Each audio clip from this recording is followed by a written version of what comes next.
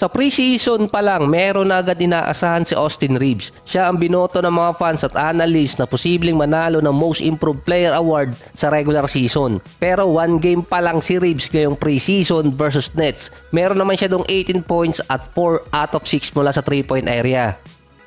Yung ikalawang game niya sa preseason versus Golden State, October 14 ngayon yan. Base sa interview ni Reaves, susubukan niyang sumali sa Avenger Squad ng Team USA para sa Olympics. Naiintindihan naman niya yung mga kalibre ng players na gustong ilagay doon. Kapag tinanong siya kung gusto niyang sumali, syempre, yes agad ang sasabihin niya. Minsan, hindi siya realistic sa mga bagay. Yun ang sinabi ni Austin Reaves sa interview. Yung balita dati, marami mga players sa World Cup team ang nagsabing sasali sila sa Olympic team, pero hindi naman sila pinansin ng federation dahil nga sina LeBron at yung ibang superstar ando na. Si Austin Reaves ang isa sa mga top player sa World Cup team. Ang chances naman niya para ma-invite, kailangan niya manalo ng at least Most Improved Player or kaya kung kususwertehin, nasa discussion ng All-Star. Ang Sixers naman, si James Harden may report na hindi maglalaro sa game nila versus dito sa Nets. Sabi ni Harden, nagpapakondisyon pa siya. Base naman kay Coach Nick Nurse, nire-ready lang nila si Harden at si Embiid para sa regular season or sa opening night. Yung preseason finale ng Sixers versus Atlanta, doon maglalaro di umano si James Harden, papasok ng regular season. Obligadong maglaro si James Harden sa regular season habang nasa Philadelphia siya dahil kung hindi niya gagawin yun, technically tapos na yung kanyang basketball career dahil forced retirement ang mangyayari.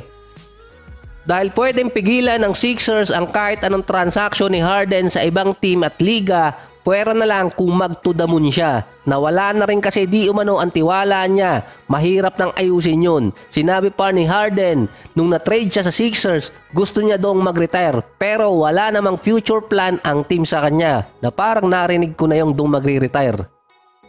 Based naman kay Woj, balak naman talagang i-trade na ng Sixers si Harden. Pero ang iniisip lang nila sa team, yung katulad ng kay Ben Simmons dati, kailangan nila ng isang all-star ang kapalit na makakasama ni Embiid. Siya talaga yung iniisip ng team, hindi si Harden. Kailangan nila ng pamalit na kayang sabayan si Embiid para makakuha ng championship. Yung Clippers kasi na laging kinakabit dito sa Sixers, hindi nila bibitawan si PG or si Kawhi. Si Westbrook naman hindi na ganun ang level. Andun din naman si Norman Powell at Terrence Mann, pero hindi yun katulad ng mga players na nandito sa East ngayon. Ang isa pang reason doon na sinabi ni Woj, kapag inalis mo si Harden sa team, walang all-star ang magiging kapalit. Andun kasi ang Bucks, Celtics, Miami, Knicks at kahit yung Cavaliers na merong multiple all-star. Ang nasa rumors ngayon na makuha ng Sixers si Zach LaVine dahil matapos bigyan ng malaking kontrata, itong si LaVine, last season pa nasa trade rumors na siya. 3-team deal ang pwede mangyari. Pwedeng makuha ng Bulls ang dalawang player sa Clippers kapalit naman ni Harden na mapupunta sa LA. Tapos si LaVine naman yung mapupunta sa Sixers. Ang magic word kasi ngayon, loyalty. Kapag sinabi ng player na gusto pa rin niya sa isang team, ay gusto na rin niya magpa-trade. Committed pa rin di umano si LaVine sa Bulls base sa interview. Pero ang dami kasing trade rumor sa kanya kahit nung nakaraang taon pa.